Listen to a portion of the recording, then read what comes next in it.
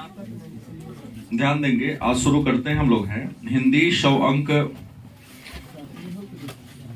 गद्य खंड का पाठ संख्या 3 और पाठ संख्या 3 का नाम है संपूर्ण क्रांति। संपूर्ण क्रांति जयप्रकाश नारायण के द्वारा 5 जून 1974 ईस्वी को बिहार की राजधानी पटना में जो भाषण दिया गया था उसी भाषण का एक अंश है। तो पहला एक 2 प्रश्न यहां बन रहा है कि संपूर्ण क्रांति के लेखक जयप्रकाश नारायण है और संपूर्ण क्रांति क्या है? तो भाषण है। और जयप्रकाश नारायण ने यह भाषण 5 जून 1974 ईस्वी को पटना के गांधी मैदान में दिया था। और 5 जून 1974 ईस्वी को पटना के गांधी मैदान में इन्होंने जो भाषण दिया था, इस भाषण को जन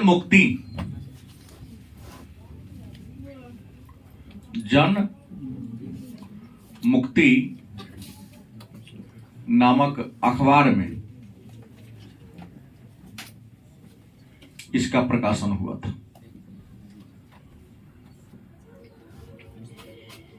तो आइए प्रारंभ करते हैं कि पहले इस भाषण के बारे में जानने से पहले ये जयप्रकाश नारायण कौन थे। तो सबसे पहला बात कर ले कि अगर जन्म की बात कर ले कि जयप्रकाश नारायण का जन्म कब हुआ, तो इनका जन्म 11 अक्टूबर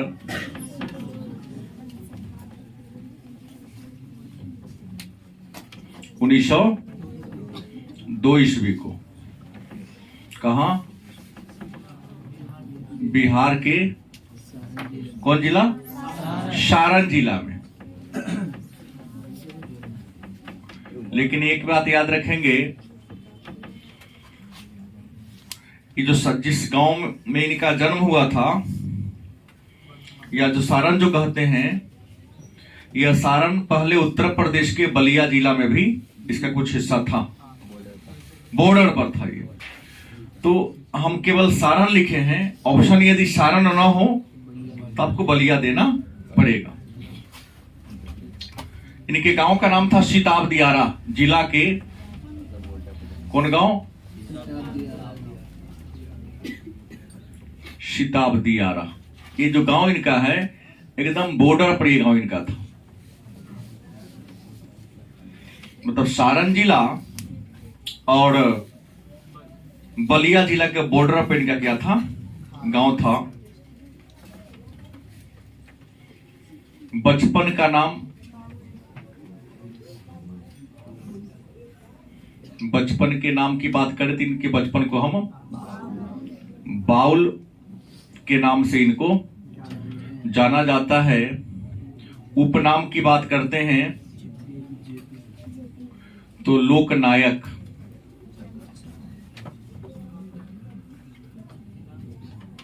नहीं, पुकार का नाम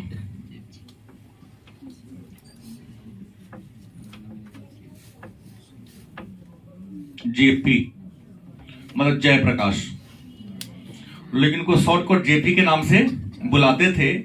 लेकिन जो छात्र आंदोलन हुआ था, इस छात्र आंदोलन में इतना ज्यादा फेमस हो गए, लोगों के हृदय में इस प्रकार से इनका छवि बैठ गया कि इनको लोगों ने लोकनायक, माने जनता का हीरो का उपाधि से इनको क्या कर दिया गया? विभूषित कर दिया गया।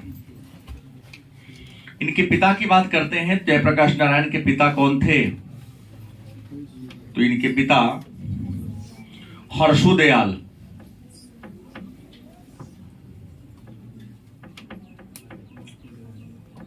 पिता कौन थे? हर्षुदयाल। और ये हर्षुदयाल जैसे नहर विभाग में काम करते थे। किस विभाग में? अंग्रेजों के काल में नहर विभाग में रेवेन्यू असिस्टेंट थे, मतलब राजस्व संग्रह करने वाले एक छोटे से कर्मचारी थे। माता की बात करते हैं तो माता कौन थी? फूलरानी देवी थी।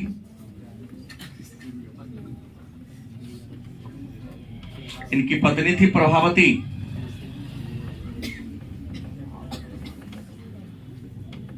पत्नी कौन थी? और ससुर की बात कर ले,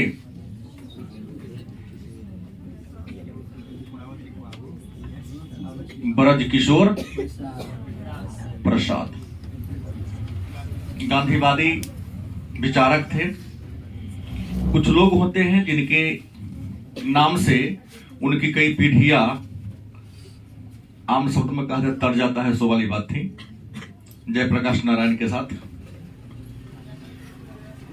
पुत्र को शायद ऐसा ही होना चाहिए कि जिनसे उनके पिता की पहचान हो, पिता के लिए गर्व की बात होती है। स्वतंत्रता की लड़ाई में जितना प्रसिद्ध हरसुदयाल का नाम नहीं है, उससे कई हजार गुना, या यूं कहें लाख गुना भी कहेंगे तो चल सकता है, जयप्रकाश नारायण। प्रारंभ में ये पिता के नाम से जाने गए, लेकिन बाद में इनकी पिता की पहचान इनके नाम से हो गई, क्योंकि इन्होंने उस मुकाम पर अपने आप को लाकर खड़ा कर दिया था। ठीक है, तो इनके ससुर कौन थे? ब्रजकिशोर प्रसाद। आपको बता दें, पटना विश्वविद्यालय से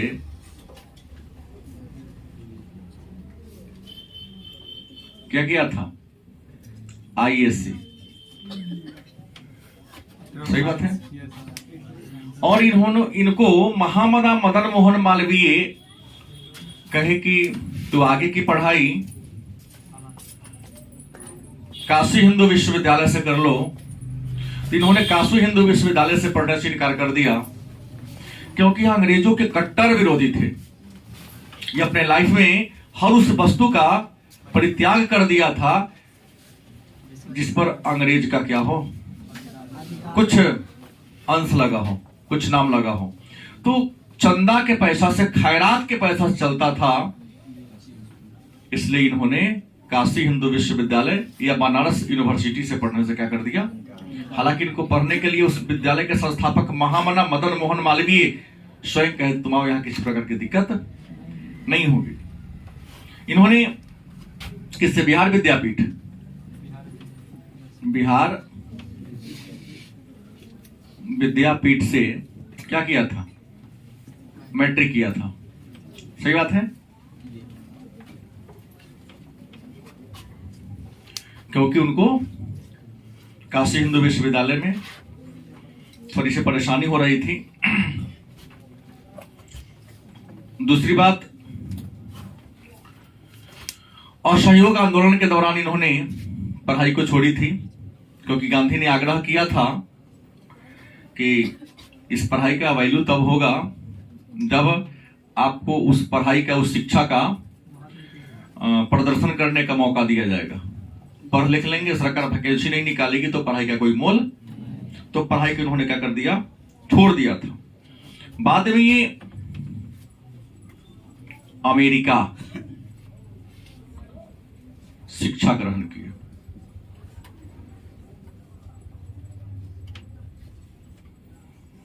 मतलब ये कहा जाए कि उच्च शिक्षा कहां प्राप्त किया? अमेरिका में इन्होंने उच्च शिक्षा ग्रहण किया। लेकिन आपको बता दे, उच्च शिक्षा में इन्होंने एमए तक की पढ़ाई किया था। कहां तक? पीएचडी की पढ़ाई नहीं कर सके, क्योंकि मां क्या हो गई? बीमार हो गई। और मां के बीमारी के कारण इन्होंने पढ़ाई लिखाई छोड़कर अमेरिका से कहां गए? अपने देश आ गए। अमेरिका में ही इन्हें 1924 में साम्यवादी कब बने? 24 में लेनिन की मृत्यु हुई थी और अमेरिका में रहते इन्हें कुछ समाजवादी पुस्तकों को पढ़ा था और साम्यवाद के गिरफ्त में आ गए थे। तो 1924 में क्या बन गए थे? साम्यवादी बने थे। साम्यवादी का हो या मार्क्सवादी, दोनों में कोई डिफरेंस नहीं है। आपको जानने के लिए मैं लिख दूं,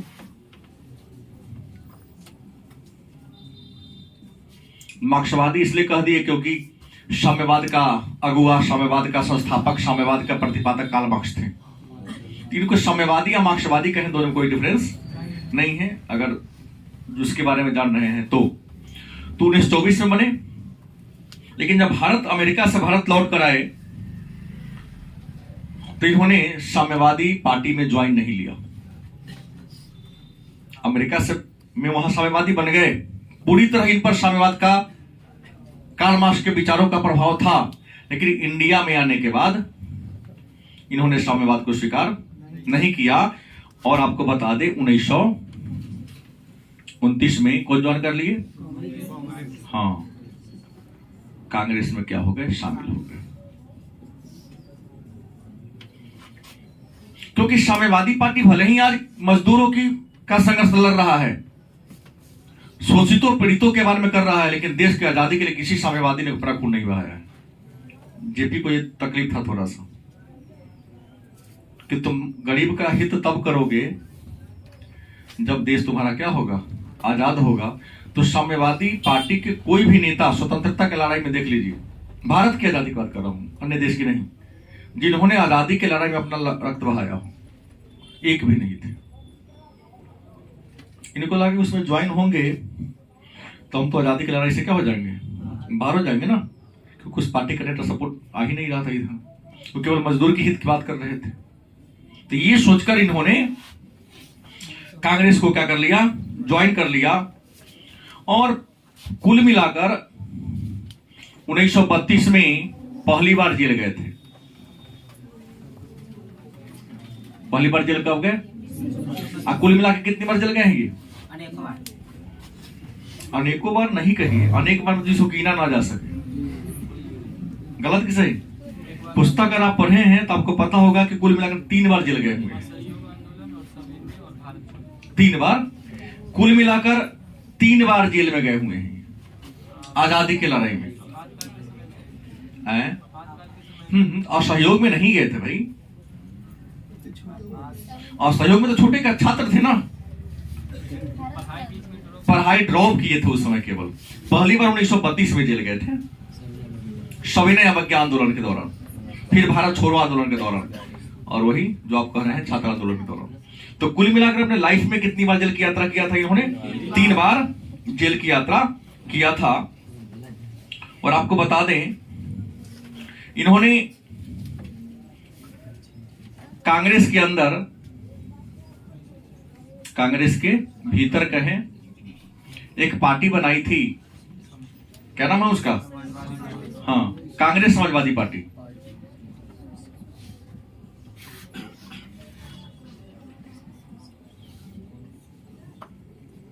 कांग्रेस के अंदर ही, कांग्रेस से बाहर यह पार्टी नहीं थी। हाँ, उसी के अंदर रहकर यह पार्टी क्या करता था? काम करता था 1934 में। ठीक है, लेकिन ये प्रसिद्ध कब हो गए आजादी की लड़ाई में? तो 1942 में, जो भारत छोड़ो आंदोलन चला था। भारत छोड़ो आंदोलन के दौरान अंग्रेजों ने इनको क्विट ऑपरेशन जीरो आवर के तहत हजारीबाग जेल में बंद कर दिया था। नहीं, दीपावली का त्योहार था, इस बार बीपीएससी में पूछा गया प्रश्न है, किस त्योहार को जेल छोड़ के फांद के भागे थे? दीपावली का त्योहार था। उस दीपावली के दिन ही हजारीबाग जेल के 4 दीवारी को क्या कर गए? फान गए। और फान कर कहां चले गए? नेपाल। और नेपाल में जाकर इन्होंने सत्यमंगल, राजमंगलम या सत्यमंगलम के जंगलों में रहकर एक पार्टी बनाई थी, गुप्त संस्था बनाई थी, और नेपाल से ही रहकर क्विट इंडिया मूवमेंट का, मतलब भारत छोड़ो आंदोलन का नेतृत्व करने का काम। तो 1942 के आंदोलन में इनको बहुत ज्यादा प्रसिद्धि मिली, और इतनी प्रसिद्धि मिली कि जयप्रकाश शॉर्ट में जेपी के नाम से क्या हो गए? लोकनायक। तो 74 में बने। 42 के आंदोलन में इन्हों को जयप्रकाश से लोग जेपी शॉर्ट नेम, जेपी के नाम से संबोधित करना क्या कर दिया? शुरू कर दिया। बाउल बचपन का नाम था, ठीक है, उसके बाद 1952 में इन्होंने एक पार्टी बनाई थी और प्रजा सोशलिस्ट पार्टी इन्होंने बनाई थी। 1952 में एक पार्टी बनाई जिसका नाम क्या था, प्रजा सोशलिस्ट पार्टी। और 1954 की अगर कहानी कर ले तो विनोबा भावे से जुड़ गए। विनोबा भावे जिन्होंने सर्वोदय आंदोलन चलाया था। विनोबा भावे के बारे में कहा जाता है कि सर्वोदय आंदोलन के जनक कौन है? सर्वोदय आंदोलन के जनक विनोबा, और यह भी गांधीवादी विचारक ही थे विनोबा भावे। जैसे इतिहास में हमने आपको पढ़ाया है, जहां तक आपका लेवल है, महात्मा गांधी ने 1940 में व्यक्तिगत सत्याग्रह शुरू किया था और व्यक्तिगत सत्याग्रह को स्वीकार करने वाले पहले सत्याग्रही विनोबा भावे थे।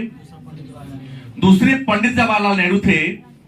तीसरे का नाम इस बार बीपीएस में आया था, ब्रह्मदत्त थे। व्यक्तिगत सत्याग्रह को स्वीकार करने वाला अगर थर्ड पर्सन कोई व्यक्ति था, कौन था? ब्रह्मदत्त। व्यक्तिगत सत्याग्रह चलाना या स्वीकार करना सबके बस की बात नहीं होती है। हमने तो पढ़ाया है पूरा पार्टी के विरुद्ध अकेला सत्याग्रह, क्योंकि पूरी सरकार के विरुद्ध अकेला कोई सपोर्ट करे या ना करे, ये जाके कहना कि सेकेंड वर्ल्ड वॉर में तुम अंग्रेजों का साथ मत दो, अकेला तुम्हारे पीछे कोई खड़ा नहीं है। नहीं, जैसे वर्तमान में समूह में जाकर आप किसी बड़े नेता का विरोध कर सकते हैं, लेकिन अकेला किसी का हिम्मत है कि सर आप डंडा लेकर के नरेंद्र मोदी, नीतीश कुमार या किसी एक छोटा सा नेता का विरोध कर दे? अकेला आंदोलन शुरू करेंगे लेकिन हमारे पीछे कोई कार्यकर्ता नहीं होगा, क्योंकि पुलिस समूह पर लाठी चलाने से भी डरती है, आंसू गैस छोड़ने से भी क्या होती है, बहुत बार सोचती है छोड़ने से पहले, अकेला पला पर तो गोली भी चला देगा, कुछ बहाना बना के। अब इंदिरा की नहीं बात कर रहा हूं कि जिन्होंने समूह पर गोली चलवा दिया, बहाना देगा सेल्फ डिफेंस, नहीं तो वहां बहुत प्रकार के प्रश्न का उत्तर देना होता है सेल्फ डिफेंस में भी। तो प्रश्न है कि यहां विनोबा भावे के सर्वोदय आंदोलन में कब जुड़ गए? 1954 में जुड़ गए। और आपको बता दें 1954 में ही सक्रिय राजनीति से क्या दे दिए? हाँ, त्याग पत्र दे दिए।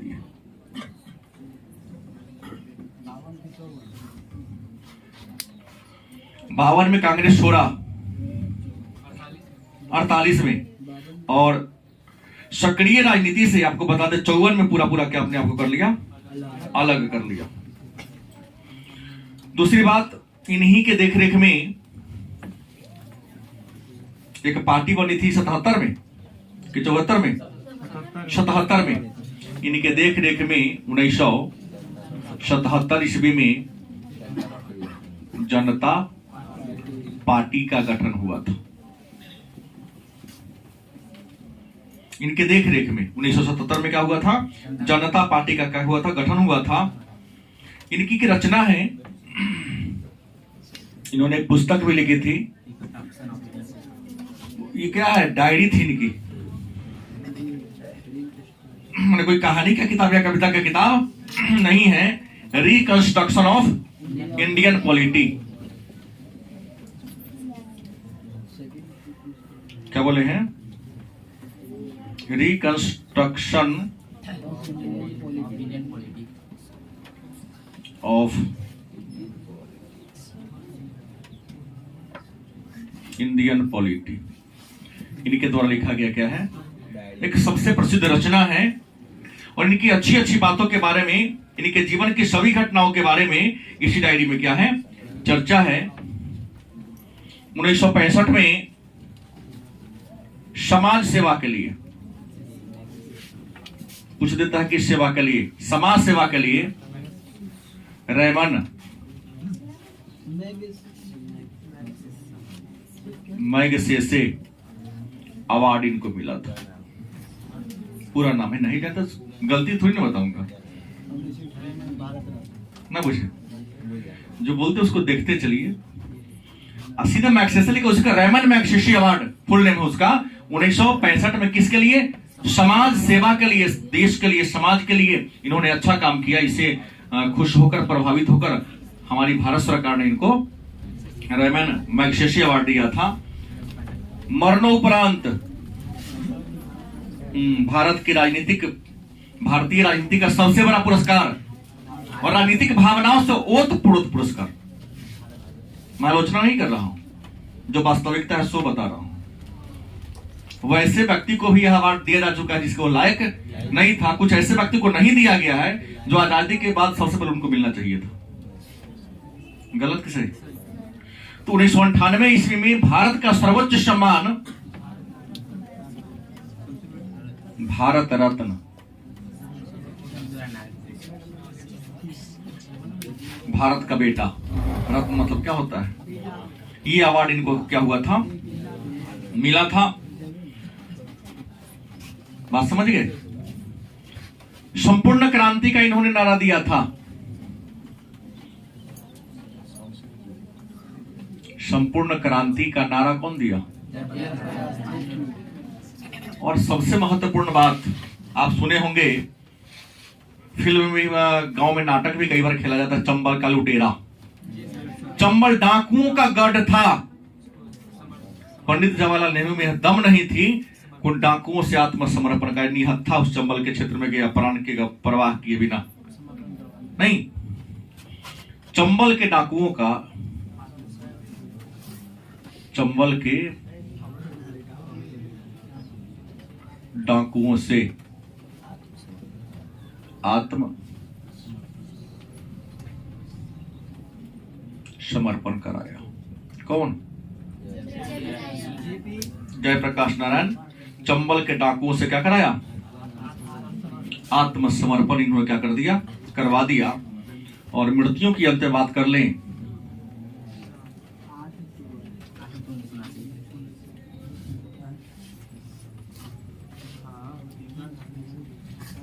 नहीं, 8 अक्टूबर 1979 ईस्वी की इनकी क्या हो गई? मृत्यु हो गई। तो आइए शुरू करते हैं। आपको तो इनके बारे में बता दिया, ये भाषण है। भाषण का ना कोई और होता है ना अंत होता है। क्या भाषण का उद्देश्य ही होता है? लोगों के मन में जोश पैदा करना, उत्साह पैदा करना, ताकि जोश और उत्साह से वह हर किसी काम को बिना भय के आसानी से कर ले। तो आपको बता दें, मैंने कहा कि जयप्रकाश नारायण एक महान समाजवादी नेता थे। मतलब इनका विचार की बात करें, किस विचार के थे? हाँ, समाजवादी थे। इनका जन्म 11 अक्टूबर 1902 ईस्वी के बिहार के सारण जिला के शिताब दियारा नामक गांव में हुआ था। इनके बचपन का नाम था बाउल। इन्हें लोक नायक उपनाम से जानते हैं। इनके पुकार का नाम था जेपी, मतलब जयप्रकाश। पिता हर्षुदयाल, जो ब्रिटिश काल में नहर विभाग में रेवेन्यू कमिश्नर के पद पर थे। माता फुलरानी देवी कुशल गृहिणी थी। पत्नी प्रभावती, जो एक महान गांधीवादी नेता ब्रज किशोर प्रसाद की पुत्री थी। आपको बता दें, इन्होंने मैट्रिक की परीक्षा बिहार विद्यापीठ से किया था।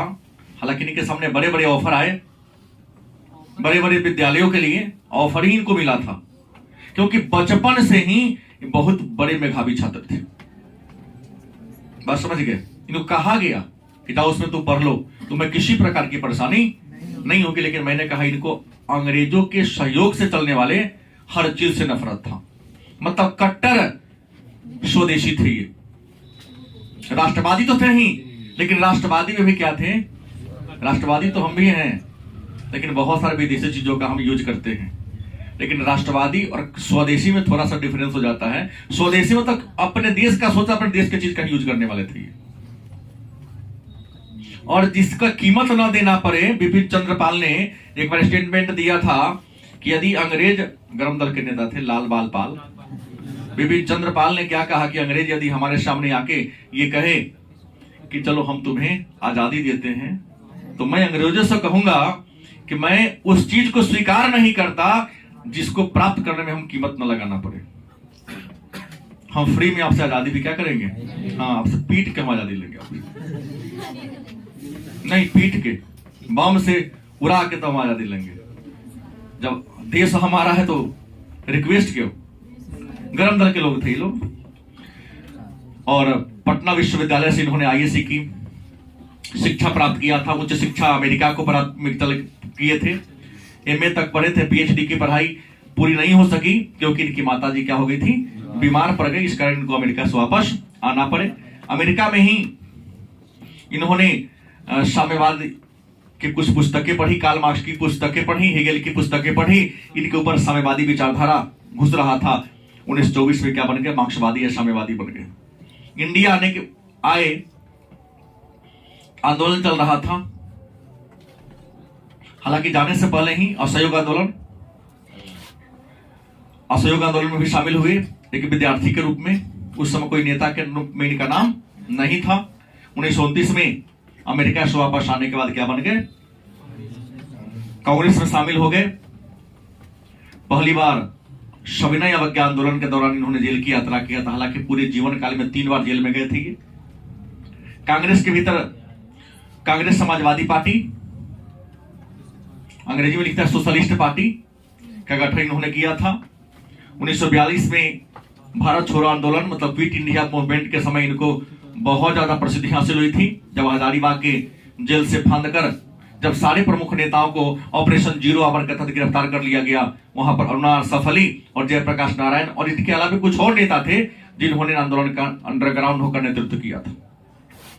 1952 में प्रजा सोशलिस्ट पार्टी बनाए। 54 में विनोबा भावे से मिले और उनके सर्वोदय आंदोलन या भूदान आंदोलन में शामिल होकर गरीबों की सहायता करने का काम किया था। क्योंकि विनोबा भावे अमीर से जमीन मांगते थे और गरीबों में क्या करते थे, बांट देते थे।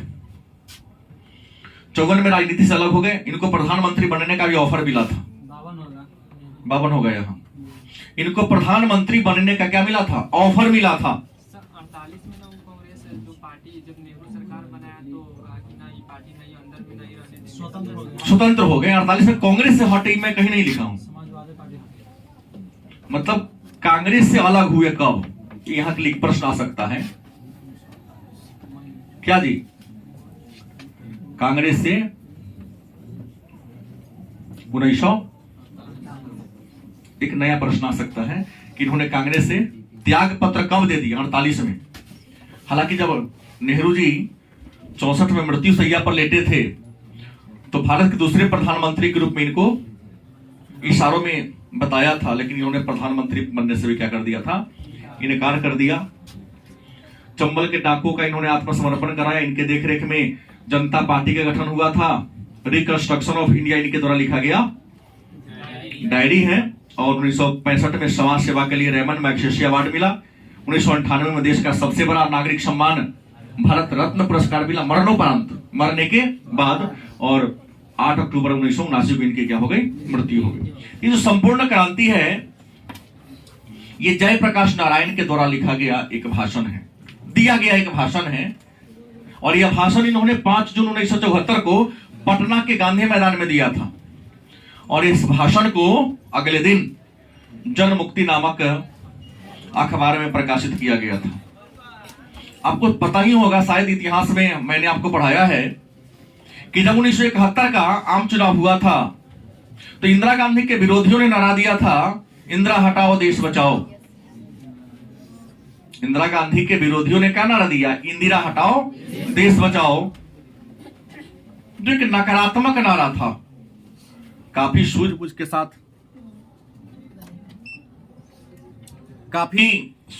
साथ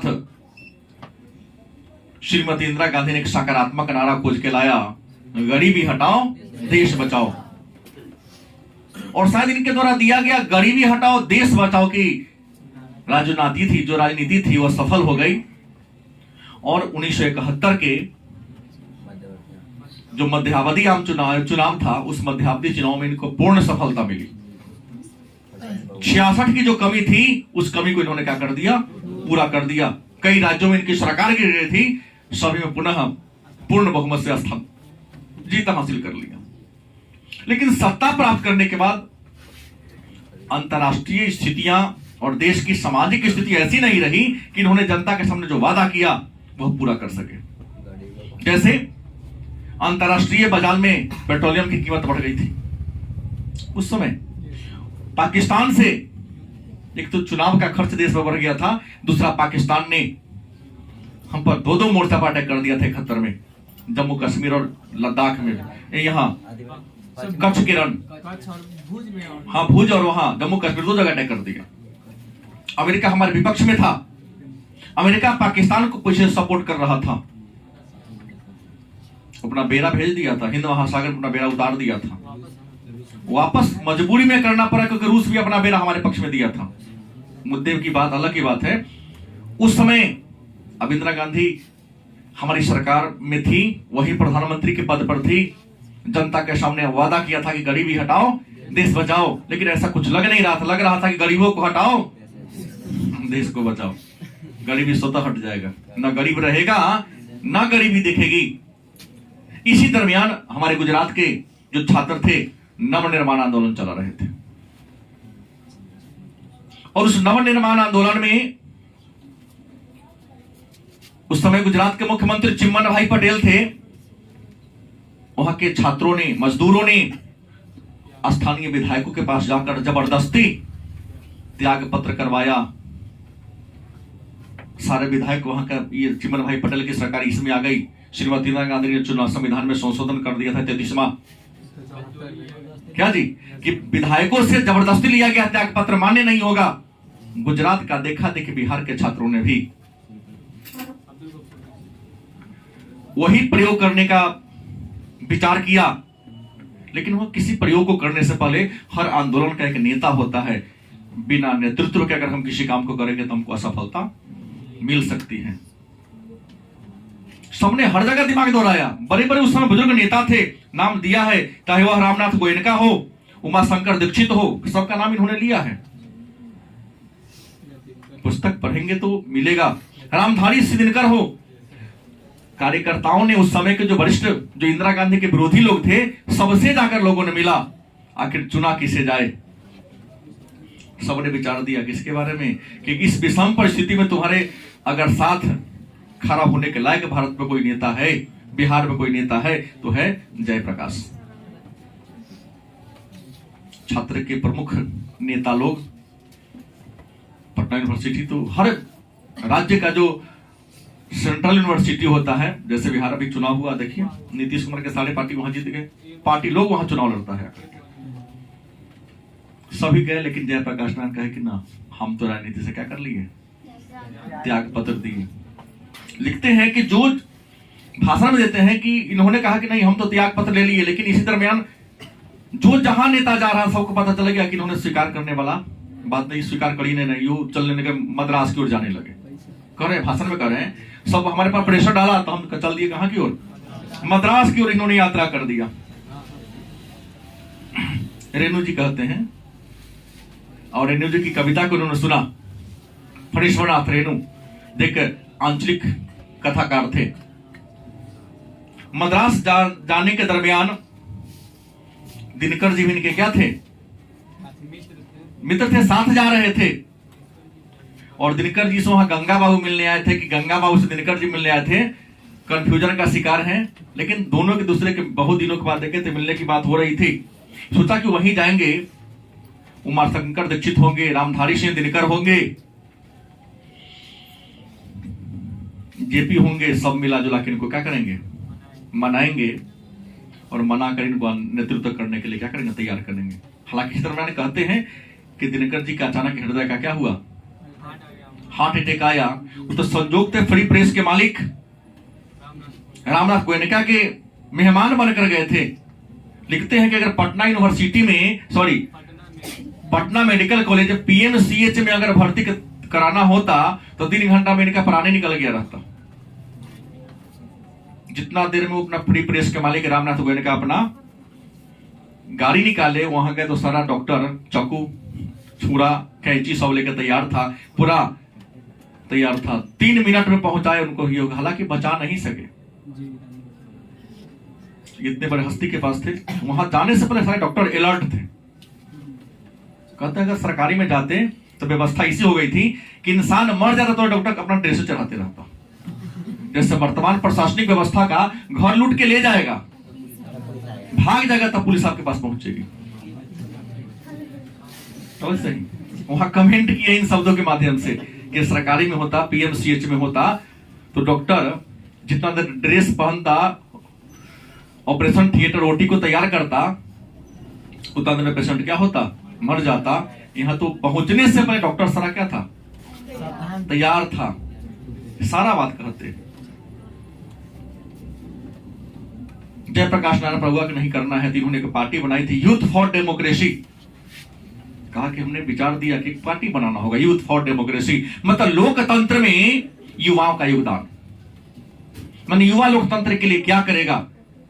ऐसा नहीं इन्होंने किया, अंत में जाकर के इनको झुकना पड़ा, और झुके ऐसे कि इनको आंदोलन का क्या करना पड़ा, नेतृत्व करना पड़ा। और नेतृत्व के स्वीकारते हुए पहली बार इन्होंने 5 जून 74 को भाषण दिया। उस भाषण में कहा कि हम तो इससे दूर रहना चाहते हैं, लेकिन अगर आप लोग लाए हैं तो याद रखिएगा, क्रांति बलिदान चाहता है, गोली खानी पड़ेगी, कुर्की जब्त होगा आपके घर का, जेल को भरना पड़ेगा आपको, लाठी से डरना नहीं पड़ेगा, फांसी पर भी आपको चढ़ाया जाए तो आपको हंसते हंसते फांसी पर क्या करना है, जाना पड़ेगा, लटक के जाना पड़ेगा आपको। अगर इस सब के लिए आप सक्षम हैं तो हम आंदोलन का नेतृत्व करने के लिए तैयार हैं। एक और बात, सुनेंगे सबसे, करूंगा वही जो मैं चाहूंगा, इन्होंने कहा था। और क्रांति नहीं, संपूर्ण क्रांति होगी। क्रांति की एक दिशा होती है जो खास क्षेत्र में चलता है, और संपूर्ण क्रांति हर दिशाओं में, हर क्षेत्र में जो करप्शन है। इन्होंने कहा कि मैं देख रहा हूं, आजादी से पहले नेताओं का विचार किया था और आजादी के बाद विचार क्या हो गया। ने जो जनता के हित की बात किया, आजादी पर जनता का शोषण करने की बात करता है।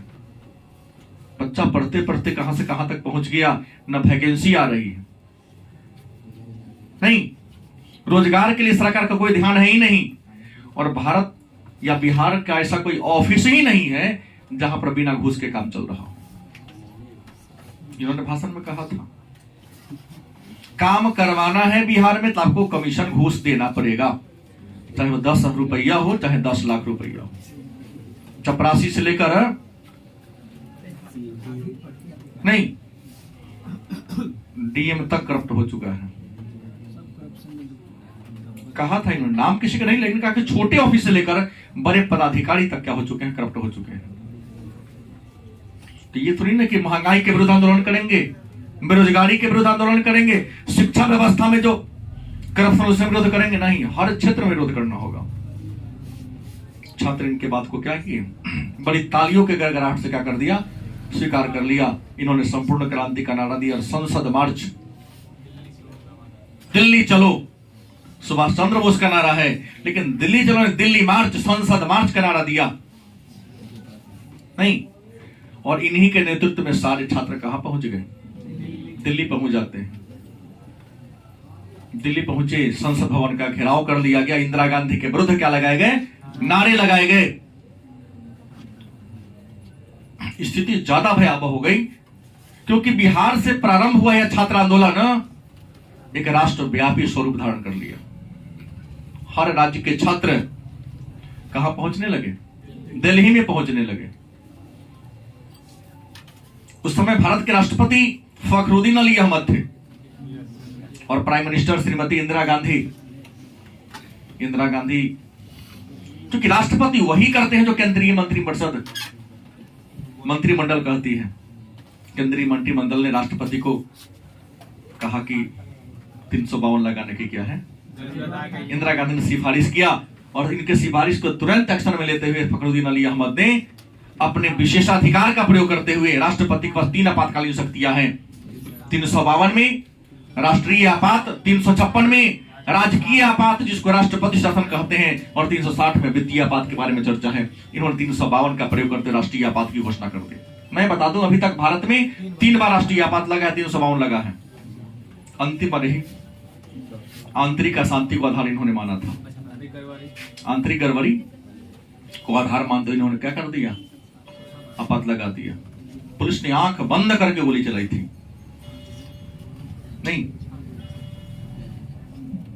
भीड़ पर एक 2-4 लोग था, लाखों करोड़ों की संख्या भीड़ थी, और सारा भीड़ संसद के बगल में दिल्ली में एक मैदान है, रामलीला मैदान। रामलीला मैदान को प्रसिद्ध करने वाला पहला बिहारी ही थे, जयप्रकाश। बाबा रामदेव तो बाद में गए सलवार सूट पहन के भागे। सही बोल देखा है हमने टेलीविजन में। लेकिन उसको प्रसिद्ध करने वाले हमारे बिहार के महान पुरुष जयप्रकाश नारायण ही थे। अब फेमस हो गया है, वहां बड़े बड़े कार्यक्रम होते, बड़ा फील्ड है। इंदिरा गांधी के बेटा संजय गांधी इस समय थे प्रधानमंत्री, तो नाम के श्रीमती गांधी थी, नेतृत्व तो संजय गांधी ही करते, सब कहता है। ऑफ द रिकॉर्ड की बात बोल रहा हूं। वहां ने उसने जनसंख्या नियंत्रण का आधार बना लिया, नसबंदी कार्यक्रम शुरू करवा दिया। नौजवान को पकड़ पकड़ के सुई दिलवाने नहीं लगा, ऑपरेशन करवाने लगा। ऑपरेशन कर उसको संतान पैदा करने की सामर्थ्य छिन्न हो जाती। डर पैदा करने के लिए, जैसे नौजवान में एक हल्ला होगा तो डर से कहां घुस जाएगा, अपने घर में। आज जैसे नौजवान घर में घुसेगा आंदोलन होता क्या हो जाएगा। और आधार क्या दिया कि जनसंख्या नियंत्रण। खैर जो हो, पुलिस के अत्याचार, सरकार की उदासीनता, बाद में आलोचना हुआ कि इंदिरा गांधी को ये स्टेप लेना नहीं चाहिए। अपना दोनों बेटा को करवा देते नसबंदी, पहले संजय और राजीव गांधी को, जबकि दो कुपात्र पैदा नहीं होता देश में। हालांकि वो जन्म तो हो चुका रहा होगा, क्योंकि इतने बड़े राज परिवार में खानदानी रईस राजकुमार जन्म लेकर के देश के लिए कुछ नहीं पिछड़ गई, वो अलग बात है। जो राजीव में काबिलियत थी इनमें कभी नहीं आएगा। 42 साल में पीएम बन गए, 54 साल में कभी आया भी नहीं हुआ। उनको किसी ने कहा कि हवाई जहाज चलाने वाला देश क्या चलाएगा। उन्होंने कहा था राजीव गांधी ने कि मछली के बच्चा को कोई तैरना नहीं सिखाता है। यहाँ मछली के बच्चा क्या है, तो वेल के बच्चा है, फिर भी इनको तैरने ही नहीं आ रहा है। वास्तविक मुद्दा को इनको पकड़ने नहीं आ रहा है। भारत जोड़ने से कुछ नहीं होगा, जनता को जोड़ने से होगा। भारत ऑलरेडी जुड़ा हुआ चीज है। खैर मुद्दे पर आइए, आंदोलन क्या हो गया, स्थिर हो गया। आंदोलन स्थिर हुआ, लेकिन इसमें जयप्रकाश नारायण ने सिद्ध कर दिया कि जनता यदि जागरूक हो तो सरकार को शासन की दिशा और दशा दोनों क्या करनी पड़ेगी, बदलनी पड़ेगी। और इस आंदोलन के बाद जब चुनाव हुआ तो इंदिरा गांधी को सत्ता से बाहर जाना पड़ा, और पहली बार जनता पार्टी मोरारजी देसाई के नेतृत्व में पूर्ण बहुमत के साथ सत्ता में आई। लेकिन कई पार्टियों को मिलाकर बना था। हालांकि कुछ ही महीनों के बाद उनकी भी सरकार क्या हो गई, गिर गई। लेकिन ये तो सिद्ध कर दिया कि जनता भयानक सितारा के समान है। जन जन का चेहरा एक मैं बताया हूं कि सितारा यदि उग्र रूप धारण कर ले तो आपको सत्ता से हाथ होना पड़ेगा। ठीक है।